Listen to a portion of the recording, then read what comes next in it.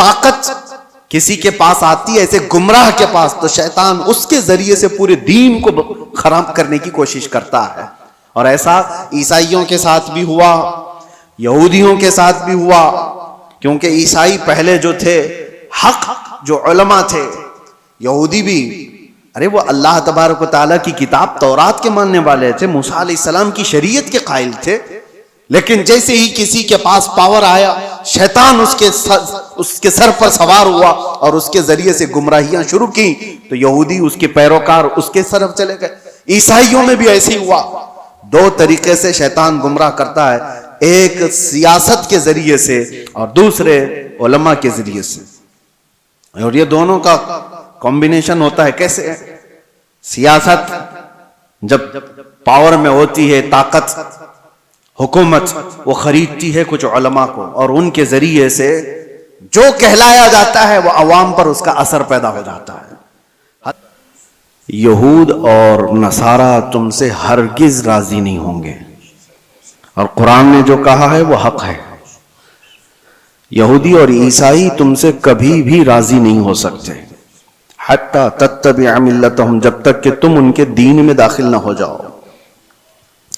کچھ لوگ دوسروں کی رضا کے لیے, دوسروں کی خوشی حاصل کرنے کے لیے اپنے آپ کو بدل لیتے ہیں, لیکن آپ کیا سمجھتے ہو کہ تمہاری جی حضوری کرنے سے کوئی قوم راضی ہو جائے گی؟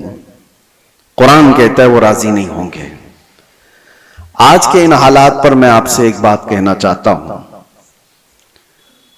اللہ تبارک و تعالیٰ نے قرآن عظیم میں جو فرمایا وہ ہمارے لیے بہت بہترین گائیڈ لائنز ہیں, اس کو سامنے رکھ کر کے ہی اپنی زندگی کے فیصلے لینے چاہیے. حالات جو پوری دنیا کے چل رہے ہیں مسلسل آپ دیکھتے ہوں گے, وقت کی سپر پاور کہلانے والا امریکہ کس طرح بار بار دھوکہ دیتا ہے وہ سب کو پتا ہے. صبح ایک اسٹیٹمنٹ ہے, شام میں ایک اسٹیٹمنٹ ہے, جو بولا اس پر کوئی قائم نہیں, اور ان کو بولنے والی بھی دنیا خاموش ہے, کیونکہ بڑے لوگ جرم کرتے ہیں تو لگتا ہے یہ فیشن ہے, اور چھوٹا آدمی تھوڑا سا پھسل بھی جائے تو بہت بڑا گناہ لگتا ہے. بڑی طاقتیں جو کچھ کرتی ہیں دنیا اس کو فیشن سمجھتی ہے, وہ اگر ننگے ناچیں تو فیشن ہے, اور اگر وہ بغیر کپڑے کے بھی آئیں تو فیشن ہے. وجہ یہ ہے کہ وہ بڑے لوگ ہیں, پیسے والے لوگ ہیں. ہمارے ایک ساتھی تھے, وہ کہتے تھے کہ بڑے گھر میں, پیر صاحب کے گھر میں کوئی پاگل بچہ بھی پیدا ہو تو اس کو مجذوب کہتے ہیں, رال ٹپک رہی ہو کچھ بھی ہو, کیونکہ بڑے گھر کا ہے. اور چھوٹے گھر کا بچہ تھوڑا ادھر ادھر پھسل بھی جائے تو کہتے ہیں پاگل ہو گیا ہے.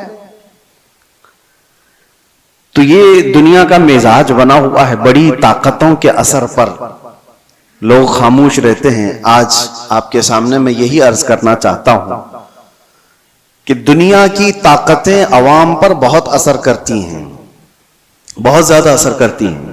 آپ یہ سوچتے ہوں گے جب الیکشن آتے ہیں, فیصلے ہوتے ہیں, ارے اس سے ہمارا کیا لینا دینا, ہم راجنیتی میں نہیں ہیں, ہم پالیٹکس میں نہیں ہیں, ہم سیاست میں نہیں ہیں.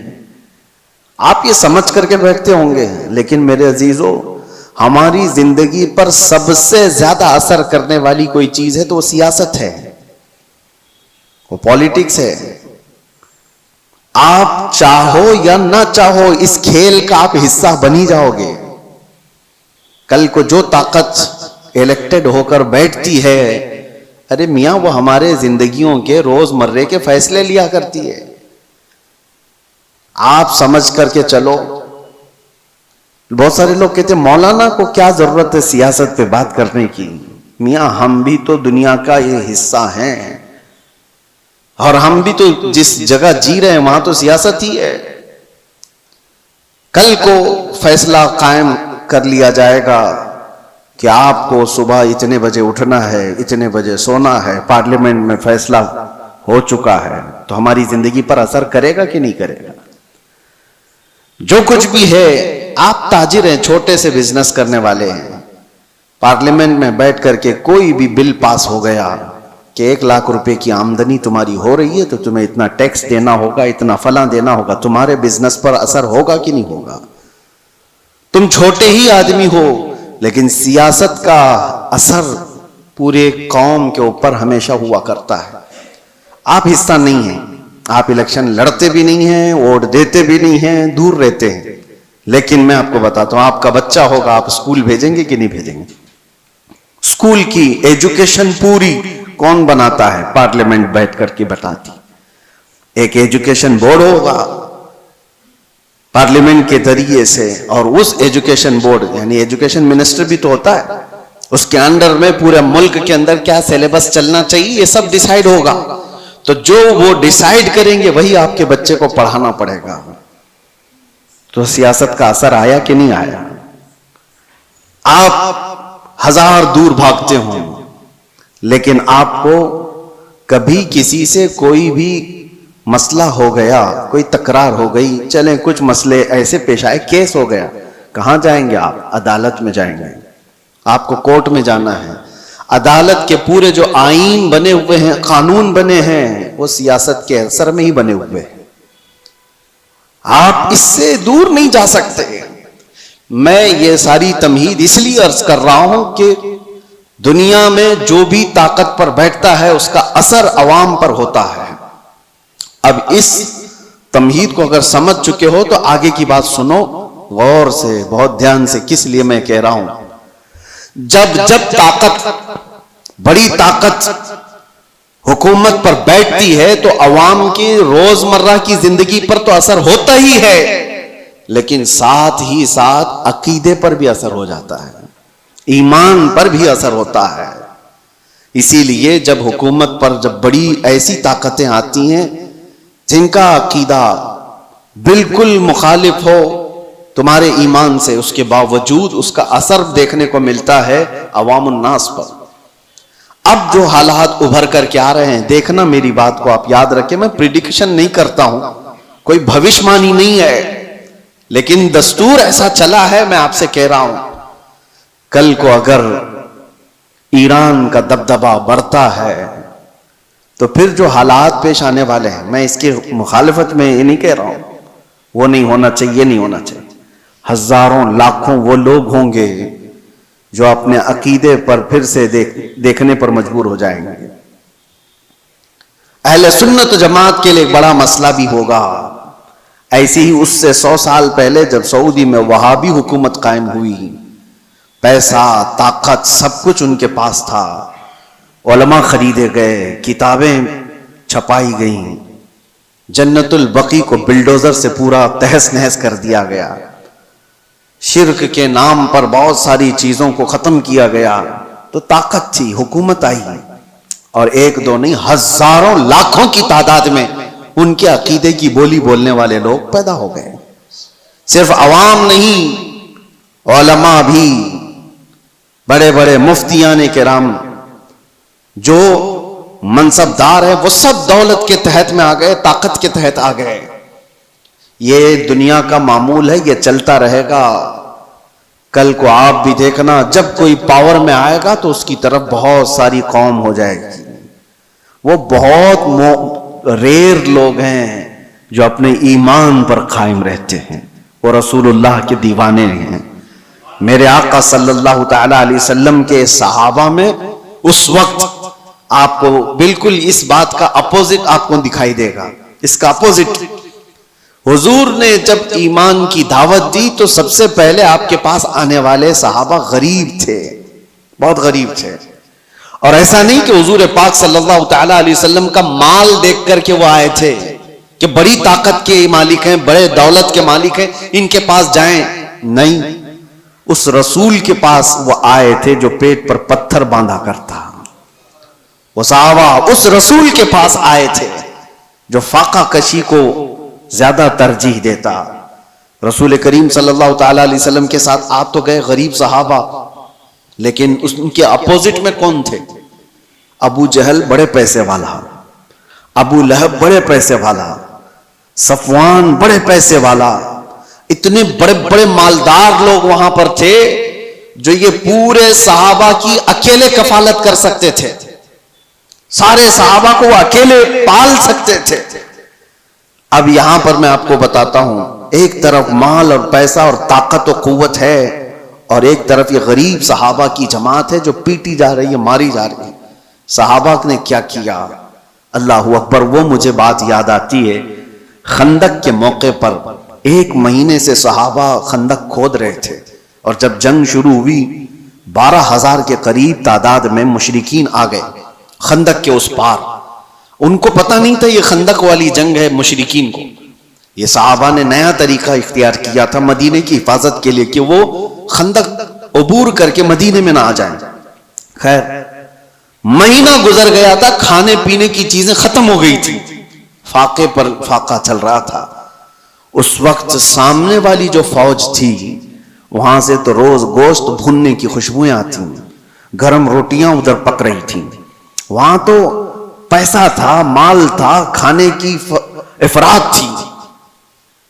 صحابہ ادھر بھوکے ہیں، پیاسے ہیں، لیکن تاریخ میں آپ کھول کر کے دیکھو ایک صحابی نے بھی رسول اللہ کے یہ کہا ہو کہ چلو ادھر کھانے کی لذیذ چیزیں ہیں، جا کر کھا کر کے تو آئیں، اس طرف انہوں نے چہرہ تک نہیں کیا۔ حضور پاک صلی اللہ تعالی علیہ وسلم نے ان سے کہا، اے میرے صحابہ، مجھے پتا ہے وہ گوشت کی خوشبوئیں تمہاری بھوک کو اور بڑھا دیتی ہوں گی، تمہارا صبر ٹوٹتا ہوگا، صبر کرو۔ صحابہ نے کیا کہا؟ یا رسول اللہ صلی اللہ تعالی علیہ وسلم، ہم روٹی اور بوٹی کے لیے اس جنگ میں آئے ہوتے تو یہاں نہیں ہوتے، وہاں ہوتے۔ ہم آئے ہیں صرف چہرے رسول کے لیے۔ ہماری بھوک کا علاج ہے مصطفیٰ کا چہرہ، ہماری بیماریوں کا علاج ہے مصطفیٰ کا چہرہ۔ اس دین سے ان لوگوں نے ایک بال برابر بھی بغاوت نہیں کی۔ لیکن وہ عوام کی بات ہے کہ جب طاقت کسی ایسے گمراہ کے پاس بھی آ گئی تو اس کی گمراہی کی تعریف کرنے والی ایک جماعت پیدا ہو جائے گی۔ ہاں، ایک جماعت پیدا ہو جائے گی۔ ارے دور تو چھوڑو، ہمارے اس ملک میں کچھ سالوں پہلے ایک کانفرنس ہوئی تھی دلی میں، آپ کو پتہ نہیں ہوگا، اس میں بڑے بڑے علماء اور بڑے بڑے صوفیوں کو جمع کیا گیا تھا۔ اور کانفرنس کرانے والے کون تھے؟ کانفرنس کرانے والے ملک کے پرائم منسٹر تھے۔ مسلمانوں کی، صوفیوں کی، خانقاہوں کی کانفرنس کرائی گئی تھی، ٹھیک ہے، علماء بھی اس میں شریک ہیں، خانقاہوں کے گدی نشین اور گدھے نشین سب اس میں شامل ہیں۔ اور شروع ہو رہی ہے کانفرنس تو مجھے حیرت ہوتی ہے، قصیدہ پڑھنے والا کوئی مولوی قصیدہ پڑھتا ہے بادشاہ کی شان میں، خدا کرے کہ تیری عمر کو عمر خضر عطا ہو۔ یہ دعا دی جا رہی ہے۔ میں یہ کہتا ہوں میرے عزیزو، یہ سارا منظر ایک طرف، لیکن جو میں بات کہہ رہا ہوں، طاقت اور سیاست جب آ جاتی ہے تو بہت سارے لوگوں کے عقیدے پر بھی اثر پڑتا ہے۔ اس وقت اپنا عقیدہ بچانا یہ بہت بڑا چیلنج ہوتا ہے۔ آپ کیا سمجھتے ہو یہ جو فرقے پیدا ہوئے دین میں، یہ طاقت کے اثر سے پیدا ہوئے ہیں؟ جب سیاست پر، حکومت پر کوئی گمراہ بیٹھ جاتا ہے تو وہ اپنا عقیدہ سب پر تھوپنے کی کوشش کرتا ہے۔ معتزلہ کی جماعت آئی، معتزلہ ایک فرقہ ہے، وہ قرآن کو اللہ کی مخلوق مانتے تھے کہ قرآن فنا ہو جائے گا۔ بہت سارے ان کے عقیدے گمراہ تھے۔ جب وہ پاور پر آئے، خلیفہ بنے یا گورنر بنے، تو انہوں نے عوام کو اور علماء کو زبردستی اپنا عقیدہ تھوپا، اور ایک دور ایسا آیا کہ علماء ان کے حساب سے فتویٰ دینے لگے، ان کی تعریفیں کرنے لگے کہ یہ حق جماعت والے لوگ ہیں۔ بادشاہ اعظم ان کی تعریف میں قصیدے پڑھے جاتے تھے۔ لیکن میرے عزیزوں، پوری قوم کبھی گمراہ نہیں ہوتی، ہر زمانے میں حقانی علماء اور ربانی علماء موجود رہتے ہیں۔ معتزلہ کی جماعت پاور میں تھی، حکومت میں تھی، طاقت ان کے پاس تھی، علماء کی جماعت ان کے پاس تھی، لیکن اسی زمانے میں ہم دیکھ رہے تھے ایک مرد قلندر حضرت سیدنا امام احمد بن حنبل کو، امام احمد بن حنبل کو بادشاہ نے 100 کوڑے مارے تھے پیٹھ پر، اور اس کے بعد دوسرا آیا اس نے مارا، پھر تیسرا آیا اس نے مارا۔ کوڑے کس طرح سے مارے جاتے تھے؟ ان کی ریڑھ کی ہڈی جھک گئی تھی۔ امام ہے جن کو 5 لاکھ حدیثیں حضور کی یاد تھیں، وہ عام آدمی نہیں تھے. امام احمد بن حنبل جن کو رسول اللہ کی 5 لاکھ حدیثیں یاد تھی، صرف اس لیے کہ وہ طاقت اور حکومت کے تحت رہ کر کے ان کی بولی نہیں بولنا چاہتے تھے. امام احمد بن حنبل کو ایک بار کوڑے مارنے کے ٹائم پہ ان کے دونوں ہاتھ یوں زنجیر پر باندھے جاتے تھے اور لنگی پہنے ہوئے ہوتے تھے، تہبند، ننگی پیٹھ پر جلاد کوڑے مارتا تھا. اور جب مارے جا رہے تھے ایک دن ایسا بھی ہوا کہ آپ کی لنگی، آپ کی تہبند نیچے اترنے لگ گئی، ڈھیلی ہو گئی. آپ کی آنکھوں میں آنسو آ گئے ہیں کہ کیا میں بے ستر ہو جاؤں گا؟ ایک عالم ربانی جو کوڑے کھا رہا ہے شریعت مصطفیٰ کی حفاظت کے لیے، تہبند نیچے گرنے لگی، آپ کو رونا آ گیا. کوڑوں کے زخم سے نہیں، درد سے نہیں، تہبند کے نیچے ہونے سے. اچانک دیکھا گیا 2 ہاتھ غیب سے آئے اور ان کی تہبند کو کس کے باندھ دی.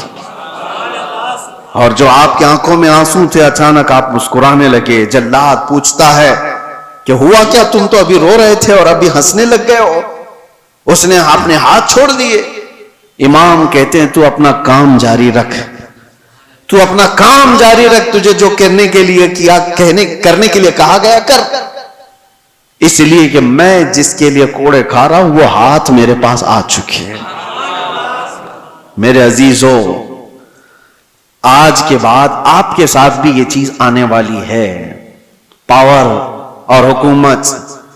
اس لیے کہ پچھلے آپ 10 سال پیچھے جائیں گے تو ایک جماعت تھی جو بار بار تبلیغ کر کر کے تم سے کہتی تھی مکہ میں ایسا ہے، مدینے میں ایسے ہے، آپ کیوں یہاں الگ کرتے ہو؟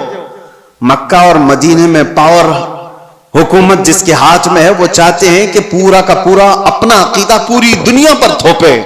ایسا نہیں ہوگا. پوری دنیا پر وہی رنگ غالب آئے گا جو میرے مصطفیٰ نے پیدا کیا ہے.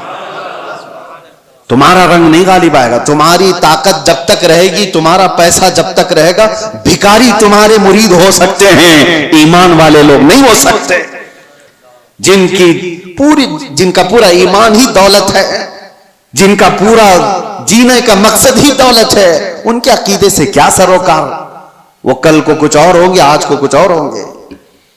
یہ آپ کے لیے میں پہلے سے بتا رہا ہوں، آنے والے دور میں اگر کوئی اور بد عقیدگی پھیلتی ہے تو میرے عزیزو آج سے ہی اپنے گٹھریاں باندھ لو.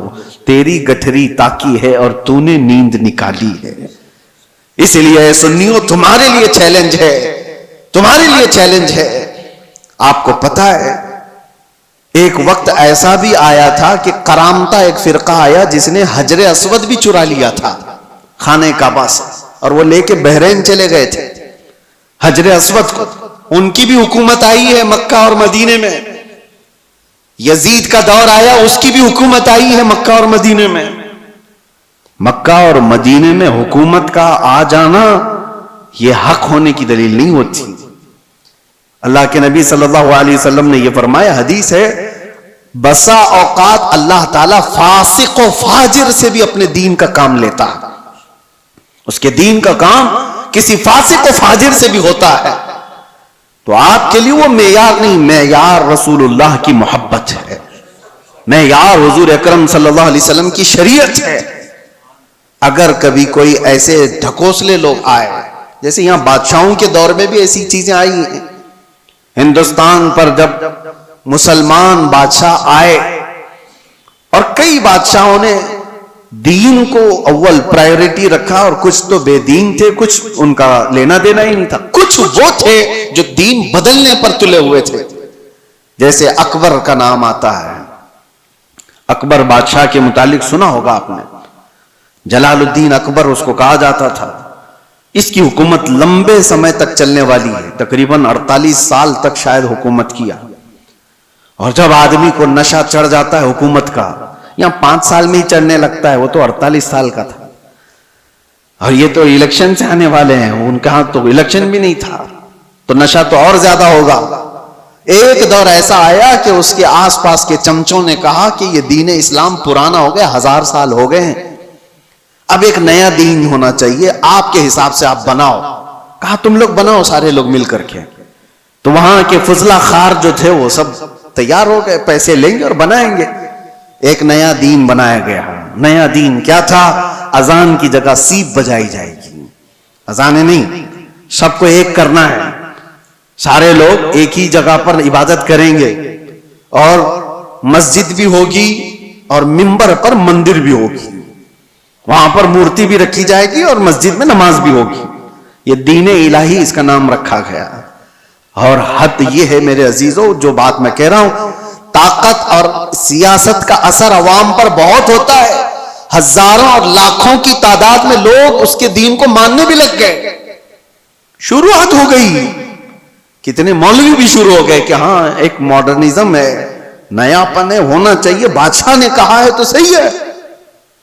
لیکن ہمیں یہ بات کہہ رہا ہوں کہ ہر زمانے میں گمراہ پورے نہیں ہوتے. حقانی علماء ہر زمانے میں اللہ تعالیٰ رکھتا ہے.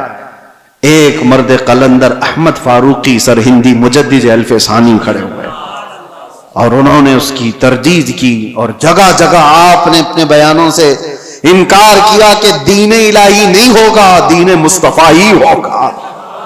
تم نے نام رکھا ہے دین الہی، یہ اللہ کا دین نہیں ہے، یہ بادشاہ کا بنایا ہوا دین ہے. دین وہی ہے اللہ کا جو میرے نبی لے کر کے آئے تھے. اور اس دین کی خاطر جیسی بادشاہ کے خلاف بولنا آسان ہے؟ آسان ہے؟ آپ ان کی پالیسیوں کے خلاف بولو، ابھی دیکھو اٹھا لیں گے آپ کو.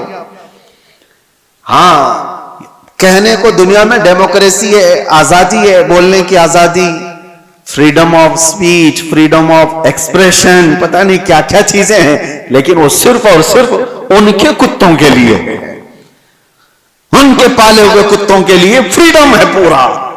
اور تم کہیں سے ابھی دیکھو میں کتا ہی بول دوں تو پھر مشکل ہے، اٹھا لیا جائے گا. نہیں، تمہارے لیے نہیں ہے، وہ ہماری طبیعت کے ہمارے پالے ہوئے لوگوں کے لیے وہ جتنا چاہے بھوکیں، کیونکہ ہمارے کھلائے ہوئے کتے ہیں، ہمارے پالے ہوئے کتے ہیں. یہ کسی کو کاٹ لیں تو بھی جائز، کسی پر بھونکیں تو بھی جائز. دنیا کا تقریباً سسٹم یہی ہے.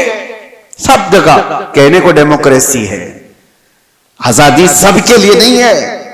ہاں، اگر ان کے آلوچک ہو کوئی، ان کو کرٹیسائز کرنے والا کوئی ہو، ارے وہ ایک جملہ بھی بولے تو اس کو پکڑ لیا جائے گا. اور ڈائریکٹ نہیں پکڑا جائے تو پھر تمہارے ٹیکس کی انکوائری شروع ہو جائے گا. مال کہاں سے آتا ہے، کتنا کماتے ہو، کون سا اکاؤنٹ ہے، E D who, I T ہو، سب جگہ سے. بہرحال دنیا کا یہ نظام ہے. ان نظاموں سے نہ ڈرتے ہوئے بھی اللہ کے ربانی علماء موجود رہتے. مجدد الف ثانی کو 8 سال تک جیل میں رکھا گیا تھا، صرف اکبر کے لائے ہوئے دین کی مخالفت کرنے کی وجہ سے. لیکن ہوا کیا؟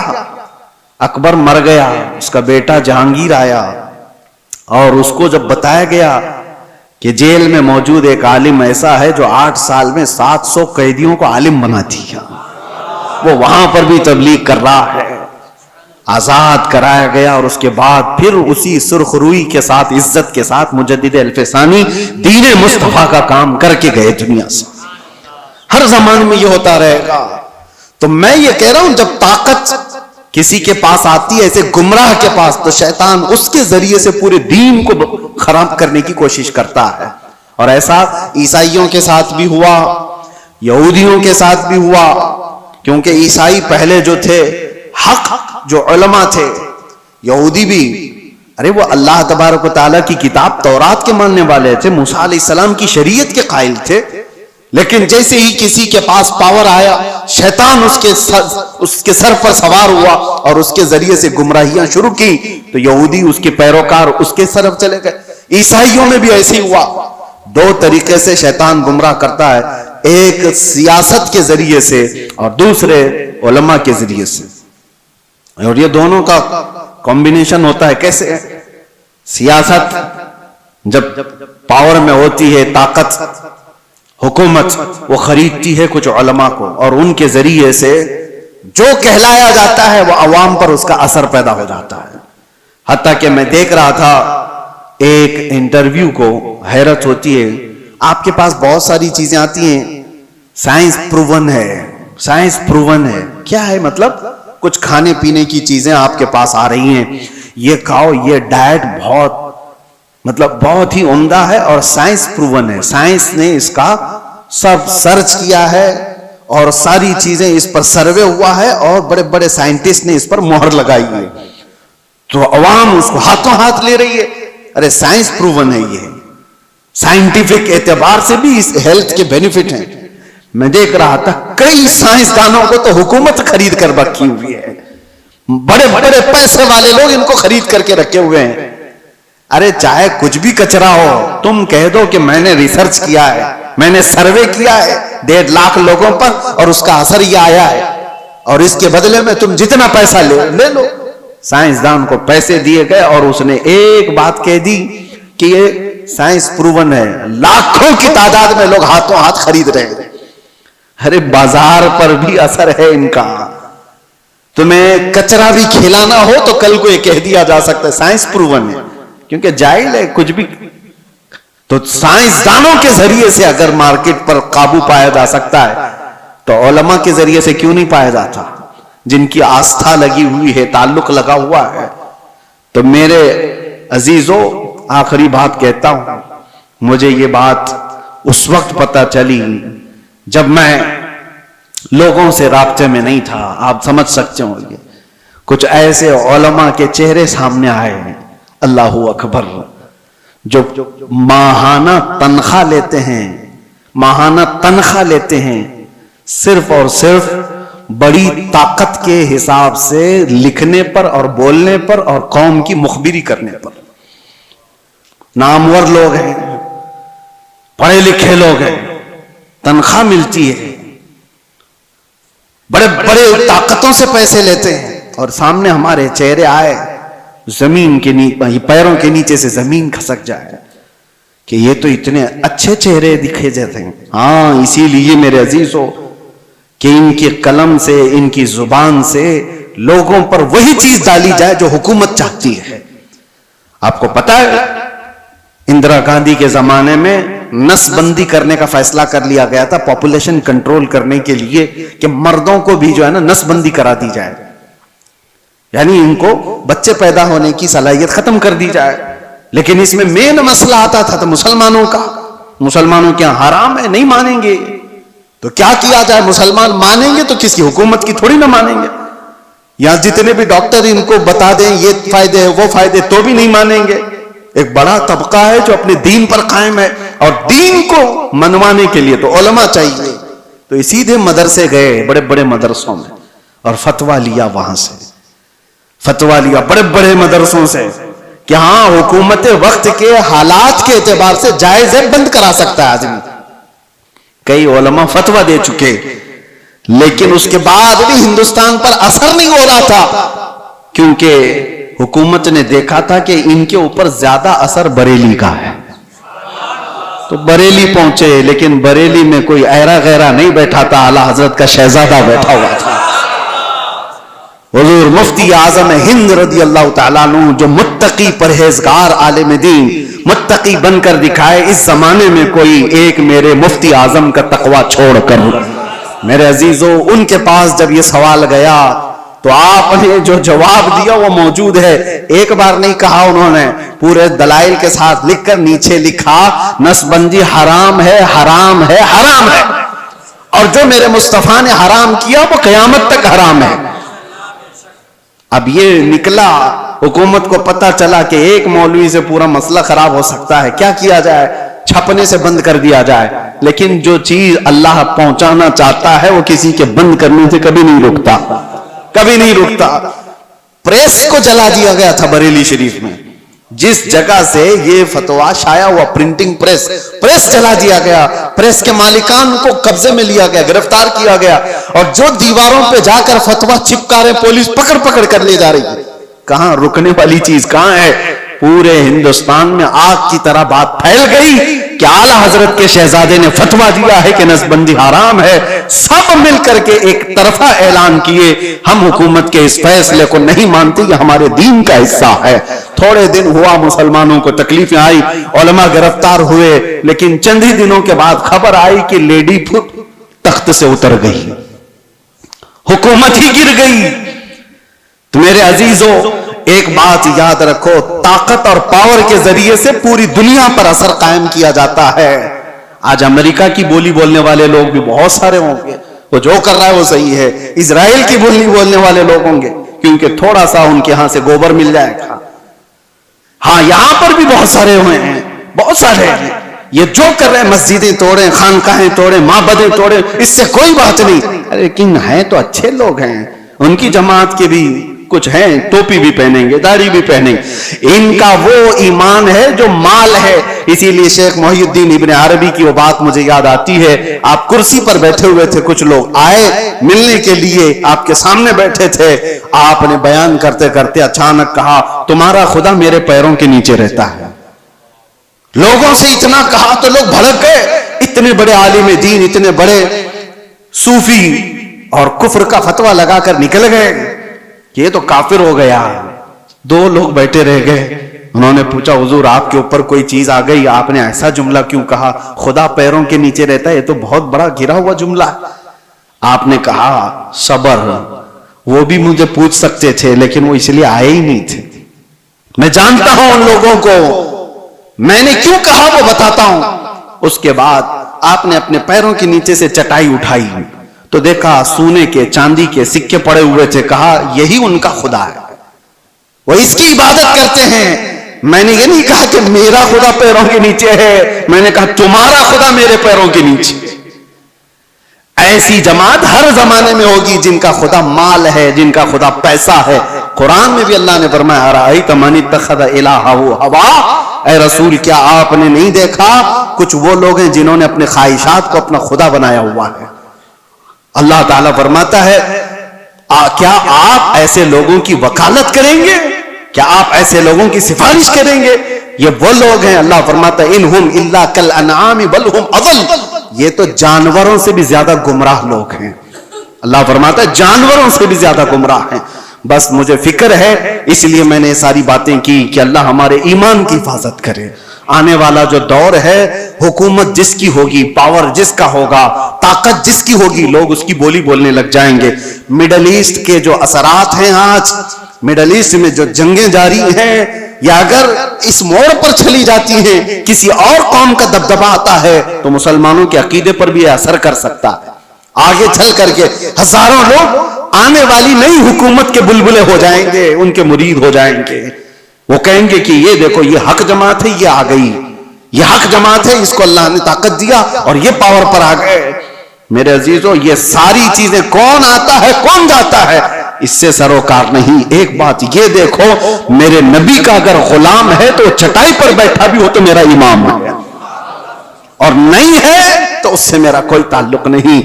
مال اور پیسہ اور طاقت اور حکومت اور سیاست تمہارے دین کو بدلنے میں اثر نہ کرے، اتنا ایمان پیدا کرو. اور یہ کب ہوگا؟ جب تم قدم مصطفیٰ سے لگے رہو گے. دنیا کی طاقتیں آئیں گی جائیں گی، تمہارا کچھ نہیں بگاڑیں گی. اسی لیے اعلیٰ حضرت فاضل بریلوی کے اس بات پر عمل کر کے جاؤ، انشاءاللہ ہر زمانے میں محفوظ رہو گے. انہیں جانا، انہیں مانا، نہ رکھا غیر سے کام، للہ الحمد میں دنیا سے مسلمان گیا.